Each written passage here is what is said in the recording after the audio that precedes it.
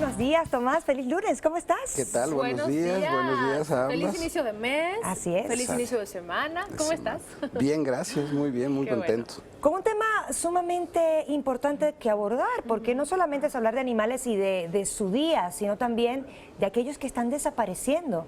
Exacto. ¿Qué sucede? La celebración del Día Internacional de los Animales es, digamos, tiene un origen religioso, pensando en San Francisco de Asís, que es como el primer ecologista de la Iglesia, ya lo veíamos con la encíclica, que es muy citado. En fin, la de Laudato Si, pero aprovechemos la excusa para hablar justo de lo que tú nos referías, especies endémicas y especies en peligro de extinción en la Ciudad de México. Yo quizás partiría recordándole a la audiencia que esta ciudad tiene bosque, tiene muchos ecosistemas, ¿no? Tiene humedales y sistemas lagunares, tiene bosque de altura, tiene pastizales y matorrales. Y bueno, en medio de esto, bueno, por supuesto que hay especies que llevan aquí pues desde tiempos inmemoriales, Y ¿no? que son propias. Que son Y además propias. que la Ciudad de México se divide en estas dos grandes zonas importantes, ¿no? Que yo creo que también cabe mencionar, el suelo urbano y suelo de conservación, ¿no? Exactamente, exactamente. Digamos, y se hizo esto pensando en que había una parte de la ciudad, el sur, las delegaciones del sur de la ciudad, que son las que albergan estos ecosistemas que son, además, no es gratuito, son los que nos dan aire y agua, entre muchas otras cosas. Básicamente. Y son para el hogar, vivir. exactamente, y son el hogar de muchísimas especies de flora y fauna. Dentro de estas, pues sí, yo, digamos, hablaríamos como de 3 o 4 como para ubicarnos que estamos amenazando. ¿Cómo las estamos amenazando? Pues con la expansión de la mancha urbana, con la deforestación, con los La incendios. contaminación también, ¿no? Exactamente, la contaminación de cuencas. Otro fenómeno que es... que ahora con esto de que la ciudad lleva años tirando sus casas y haciendo edificios, pues ¿a dónde se va ese cascajo? También, por desgracia, mucho termina en el suelo de conservación, ¿no? Bueno, y entonces tenemos el conejo zacatuche o teporingo, ¿no? Que es como del Pedregal de San Ángel. Está el ajolote y el gorrión serrano, por mencionar, digamos, algunos de los endémicos que están en peligro de extinción porque estamos reduciendo mucho sus hábitats naturales. Ahora, yo creo que también es parte fundamental mencionar que esa responsabilidad, además de lo que ya comentaste, sin duda también tiene que ver con la responsabilidad social, ¿no? Así es. La responsabilidad de las personas, de la misma ciudadanía.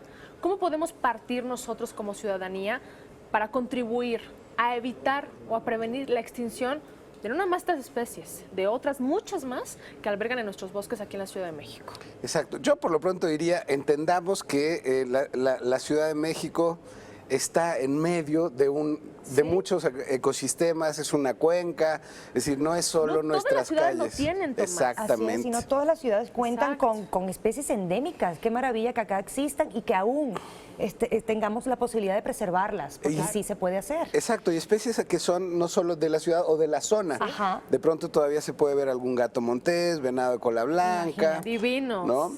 Y entonces, bueno, ¿qué podemos hacer? Pues muchas cosas. Conocer, enterarnos de que, bueno, entender que somos parte de un ecosistema mucho mayor, solo una parte y no somos los dueños ni los únicos.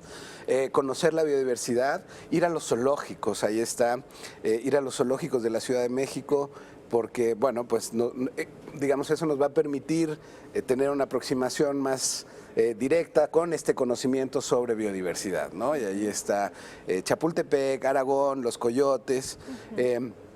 Viene pronto también la consulta pública de la estrategia para el uso y conservación de la biodiversidad de la Ciudad de México, pues también en su momento conocerla, participar, ¿no?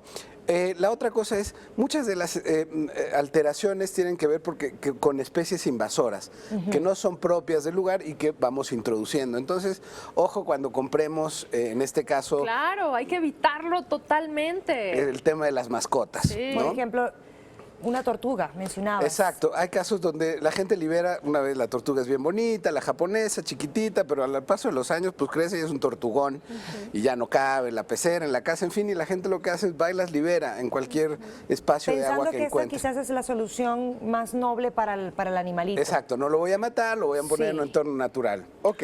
O que incluso en sus mismas casas no las tienen en su hábitat, ¿no? Exacto. Y por mencionar algunos ejemplos se me viene a la mente, cuando las tortugas ya están en un tamaño considerable están en los jardines de las casas. Ajá. Yo creo que también hay que considerar que es una especie que tiene un hábitat especial Y para necesita vivir su y espacio. necesita su espacio al final. Exacto, ¿no? entonces cuando compremos una mascota, bueno, yo recomendaría no hacerlo, pero si lo vas a hacer, piensa muy bien en todo el proceso, ¿no? ¿Qué pasó Claro. para que esa mascota llegara? Claro. Porque muchas veces fue una mascota que pudo haber sido arrancada de su nido, de su nicho, que se tuvo que haber destruido, o su familia, o sus padres, o su hábitat para poder capturarla. En fin, digamos, comprar mascotas tiene atrás toda una historia ambiental que generalmente no es buena y que tiene que ver con destrucción, ¿no? Y con la robo. conciencia de las personas. También, Exacto, ¿no? Yo creo que es exactamente. lo primordial. Entonces, no contribuyamos con eso, no liberemos mascotas. Y la otra es muy sencilla, pues también, digamos, no tiremos basura, si vamos al suelo de conservación, si viven ahí, la gente que vive ahí lo cuida mayoritariamente, pero si vamos con la familia o los amigos, pues no tiremos basura, no dejemos fogatas prendidas, ¿no? Muy importante. No contaminemos y alteremos esos hábitats por lo pronto. Yo creo que es un tema fundamental de educación ambiental.